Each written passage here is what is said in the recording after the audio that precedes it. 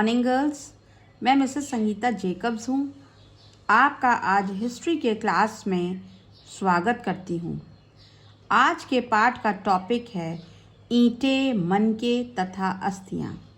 पिछली क्लास में मैंने इस पाठ का पहला भाग पढ़ाया था। उम्मीद है आपको समझ में आया होगा।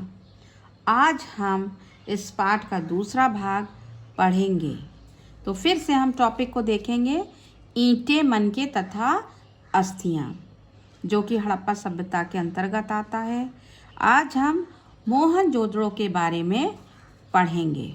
हड़प्पा सभ्यता का सबसे अनूठा पहलू शहरों का विकास था। ऐसे ही एक केंद्र मोहनजोदड़ो था, जो कि सबसे प्रसिद्ध पुरास्थल माना जाता है। इस शहर या बस्ती को दो भागों में विभाजित किया गया था। एक छोटा भाग, लेकिन वो ऊंचाई पर बना था, जिसमें कम जनसंख्या थी, उसको दुर्ग कहते थे। और एक बड़ा भाग, लेकिन वो नीचे बना गया था, जिसको कि हम निचला शहर कहते हैं। तो ऊंचे वाले स्थान को दुर्ग और बड़े नीचे वाले स्थान को निचला शहर। दुर्ग ऊंचाई पर इसलिए बना था, उसकी ऊंचाई का कारण ये था कि वह कच्ची ईंटों के चबूतरे पर बना था और इस दुर्ग के चारों ओर चार दीवारी बनी हुई थी। निचला शहर, जहाँ की जनसंख्या बहुत अधिक थी, उसके चारों ओर भी दीवार बनी हुई थी। निचले शहर में हमें बहुत से अन्य भवन भी देखने को मिलते हैं, जो कि चबूतरे पर बने हुए थे। भवनों को बनाने के लिए ईंटों का प्रयोग किया जाता था। ये ईंटें धूप में सुखाकर भट्टी में पकाकर बनाए जाते थे। इनका एक निश्चित अनुपात भी होता था, जहां लंबाई और चौड़ाई ऊंचाई की क्रमशः 4 गुनी और 2 गुनी होती थी। इस प्रकार की ईंटें सभी हड़प्पा बस्तियों में प्रयोग में लाई गई थीं। तो इस प्रकार हम देखते हैं कि ये जो दुर्ग और निचला शहर, ये दोनों एक दूसरे से अलग थे, क्योंकि इनकी दीवारें भी बनी हुई थी। दूसरी विशेषता हम निचले शहर की देखेंगे और वो है नालों का निर्माण। नालों का निर्माण ये एक निचले शहर की बहुत ही बड़ी विशेषता है। यहाँ जल निकास प्रणाली जो थी, इसकी बहुत ही नियोजित थी।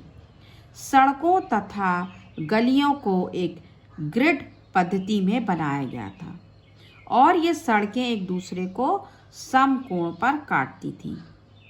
नालियों के साथ गलियों को भी बनाया गया था और घरों के गंदे पानी नालियों से होते हुए गलियों की नाली में बह जाते थे। और इस प्रकार इस बात का भी ध्यान दिया गया कि प्रत्येक घर की एक दीवार गली से सटी होनी आवश्यक थी, जिससे कि घर का जो पानी है वो नाली से निकलकर और गली के पानी में बह जाए। गली की जो नालियाँ होती थी वो आगे चलकर एक बड़े नाले में मिलती थी। ये नाला भी ईंटों से बना होता था और हमेशा ढका होता था, जिससे कि सफाई के लिए इन्हें कभी कभी खोला भी जाता था और इसकी सफाई आसानी से हो सकती थी। निचले शहर की अब हम दूसरी विशेषता को देखेंगे और वो है गृह स्थापत्य। गृह यानी कि घर। मोहनजोदड़ो का निचला शहर आवासीय भवनों को प्रस्तुत करता है। प्रत्येक भवन या घर आंगन केंद्रित होते थे, यानी कि प्रत्येक घर में एक आंगन होता था और आंगन के चारों ओर कमरे होते थे।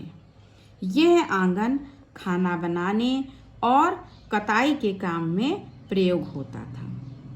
प्रत्येक घर का जो निचला हिस्सा होता था, निचला तल, वहाँ पर खिड़कियाँ नहीं होती थी, परंतु कुछ अवशेष ऐसे मिले हैं जहाँ पर दूसरा तल भी बना हुआ है। तो दूसरे तल पे जाने के लिए या छत पे जाने के लिए सीढ़ियों के भी अवशेष मिले हैं। हर घर में एक स्नान घर भी होता था और इस स्नान घर का जो फर्श है वो ईंटों से बना होता था। प्रत्येक स्नान घर में नाली होती थी जो कि सड़क की नाली से जुड़ी होती थी। तो स्नान घर का पानी नाली से होता हुआ बाहर को निकल जाता था। कई आवासों या घरों में कुएं भी देखने को मिले हैं। ये कुएं एक कक्ष में होते थे जिसका जो द्वार है वो बाहर की तरफ खुलता था, जिससे कि कोई भी अंदर आकर के कुएं से पानी पी सके, राहगीर भी आकर के उस कुएं से पानी पी सकते थे। तो हम ये देखते हैं कि किस प्रकार ये जो गृह स्थापत्य बहुत ही सुनियोजित था। विद्वानों ने अनुमान लगाया है कि मोहनजोदड़ो में कुएं की कुल संख्या लगभग 700 थी। तो इस हिसाब से हम सोच सकते हैं, हो सकता है प्रत्येक घर में एक कुआं ज़रूर होगा। तो ये था निचला शहर। इस निचले शहर में हमने दो महत्वपूर्ण चीज़ों को देखा, नालों का निर्माण और गृह स्थापत्य। अब हम दुर्ग को देखेंगे। दुर्ग जो कि ऊंचाई पर बना था और जिसमें कम जनसंख्या थी। यहाँ की एक बहुत ही जो विशेष मुख्य भवन हम देखते हैं वो था माल गोदाम। माल गोदाम क्या होता है बच्चों? माल गोदाम वो होता है जहाँ पर अनाज हम स्टोर करके रखते हैं। तो हो सकता है उस समय का लोगों का जो मुख्य व्यवसाय है वो कृषि होगा, इसलिए उन्होंने माल गोदाम बनाकर रखा होगा जिससे कि उसमें अनाज स्टोर कर सकें। ये जो माल गोदाम था ये एक ऐसी विशाल संरचना थी जिसके ईंटों से बने केवल निचले हिस्से ही शेष हैं और जो ऊपर का हिस्सा लकड़ी का बना हुआ था वो नष्ट हो गया है। दूसरा जो महत्वपूर्ण भवन हम देखते हैं दुर्ग में वो था विशाल स्नानागार। विशाल स्नानागार आंगन में बना एक आयताकार जलाशय है जो चारों ओर से गलियारे से घिरा हुआ है और इसके 3 तरफ में कक्ष बने हैं जिसमें कि किसी एक में कुआं बना हुआ था और इसके जल तल में जाने के लिए, इस जलाशय के तल में जाने के लिए इसके उत्तर और दक्षिण में 2 सीढ़ियां पाई गई हैं जिससे कि तल में जलाशय के तल में जाया जा सके। फिर हम देखते हैं कि उत्तर दिशा में 8 स्नान घर भी पाए गए हैं। गलियारे के दोनों तरफ 4-4 स्नान घर बने हैं।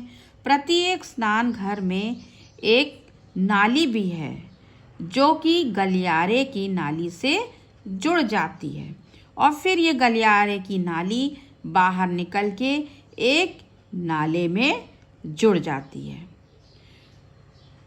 तो ये भवन बच्चों बहुत ही महत्वपूर्ण माना जाता है और ये बहुत ही अनोखा है। और हम देखते हैं कि ये जो विशिष्ट संरचना है, इसको देख के ये भी पता लगता है कि इसका प्रयोग अनुष्ठानिक स्नान के लिए भी किया जाता हो। अनुष्ठानिक स्नान यानी कि पूजा पाठ के समय में भी इसका प्रयोग किया जाता होगा। तो बच्चों, दुर्ग में हमने 2 महत्वपूर्ण भवनों को देखा, एक माल गोदाम और दूसरा विशाल स्नानागार। अब मैं आपको चित्र के द्वारा बच्चों दिखाऊंगी दुर्ग और निचला शहर। ये देखिए, ये दुर्ग है जो कि छोटा है, ऊंचाई पर बना हुआ, जिसकी जनसंख्या जिसमें कम है और चारों तरफ चारदीवारी से घिरा है। दूसरा निचला शहर जिसमें जनसंख्या ज़्यादा थी और जिसके चारों ओर चारदीवारी बनी हुई है। तो इसको देखने से हमें ये लगता है कि ये दोनों एक दूसरे से बिल्कुल अलग थे। दूसरे चित्र में हम भवन को दिखाएंगे। ये एक भवन का चित्र है। नेक्स्ट चित्र है दुर्ग का। ये दुर्ग आप पहले भी देख चुके हैं, लेकिन ये थोड़ा सा बड़ा सा चित्र है जिसमें हम आपको दिखाएंगे कि ये माल गोदाम बना हुआ है, जहाँ पे लोग अनाज को स्टोर करते थे। और दूसरा जो भवन है वो विशाल स्नानागार है। यहाँ पे आप देख सकते हैं छोटे छोटे कक्ष बने हुए हैं और यहाँ से ये सीढ़ियाँ जाती थीं। तो ये विशाल स्नानागार है और ये माल गोदाम है। तो बच्चों, उम्मीद है मुझे कि आपको ये पाठ अवश्य समझ में आया होगा।